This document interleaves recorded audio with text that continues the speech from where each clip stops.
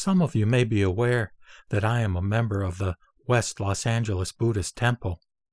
This is a Jodo Shinshu, or Shin Buddhist temple, which is connected with the Buddhist Churches of America and with the larger Nishi Hanganji Buddhist organization. Hangan means primal vow and refers to the vow that Amida Buddha has made to save all beings. The resident minister of the West LA Temple is Reverend Koho Takata, a man who I have come to greatly respect for his humility and compassion. Having been given his permission, in this video I will recite verbatim the Dharma-talk which Reverend Takata gave on January 1, 2022. For anyone interested in learning more about the temple or requesting Zoom links to attend their online services, I am leaving contact information in the description. Meanwhile, here is Takata Sensei's New Year's Day message. Happy New Year, everyone. Thank you very much for joining the New Year's Day service. Last year, I was supported and guided by all of you. I am truly fortunate to take refuge in the Buddha, Dharma, and Sangha with you. May we together always live with Namu Amida Butsu as the basis of true and real life in this year 2022 too. As we just welcomed another brand new year, I would like to share a story of a famous Zen master, Ikkyu, who is a contemporary of Renyo Shonen, the 8th spiritual leader of our Hangwanji tradition in 15th century Japan. On a New Year's Day, it is said that Master Ikkyu, as he was known by all, walked around the streets of Kyoto carrying a skeleton head on the tip of a stick. In those days in Japan, New Year's Day is the day of joyous celebration when people dress themselves in the best kimonos. Housewives prepare special meals, and children help their parents decorate house entrances with a special ornament called kadomatsu. People visit their relatives and friends and exchange greetings over cups of sake and celebrate this special day. On this joyous morning, Master Ikkyu appeared carrying a skeleton head, and in addition to this ridiculous behavior, he recited aloud a poem which he had composed. He said, quote, "New Year's kadomatsu decoration is but a milestone on our road to the death and dying. Should we celebrate it, or should we not?" Close quote.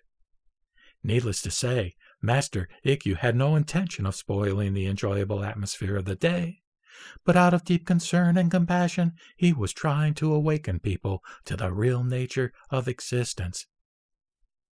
Impermanence is one of the basic principles of Buddhism. Everything is changing at each moment, including our life and death. Whether it be December 31 or January 1, a day is a day, and each day brings us closer to the moment of our greatest change, death and dying, which we must all sooner or later arrive at alone. And yet, we are not deeply aware of our inevitable big changes. We all know of it, but we do not seem to care about it, and we tend to believe that it will happen first to others before it does to us. Awakening to this true awareness of life is when we truly realize that our life is limited. In the timeless past, Amida Buddha expressed great concern for all sentient beings floundering in the life of uncertainty throughout this life, established and fulfilled a resolution to assure all living beings to realize perfect enlightenment. Jodo Shinshu is founded on Amida Buddha's resolution, the primal vow, or Hangan, saving all beings at all times and all places without any discriminations, so that our temple is called Temple of Primal Vow, or Hangwanji.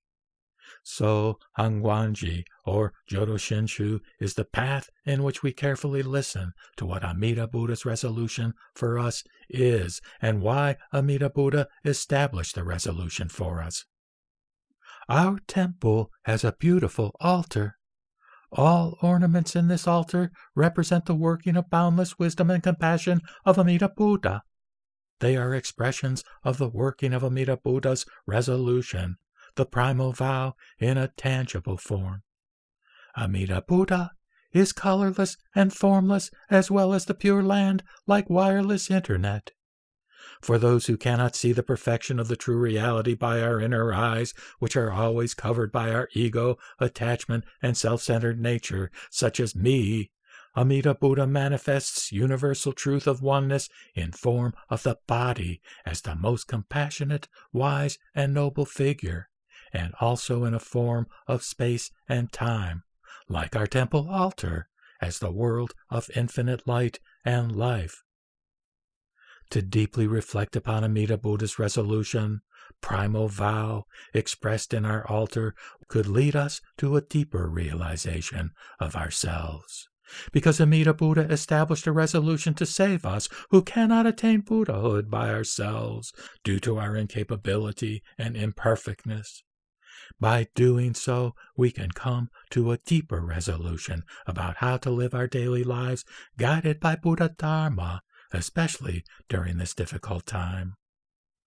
It is common to make a resolution on New Year's Day regarding our own interests, such as our own study, business, health, etc. But it is also very important for us to realize that Amida Buddha established a resolution for all of us to attain Buddhahood. It is my wish that every one of us who is able to participate in Dharma services, seminars, classes, etc., for listening to the Buddha Dharma become mindful of the intention and fulfillment of Amida Buddha's resolution, the primal vow, and live a fulfilled life in the Nembutsu.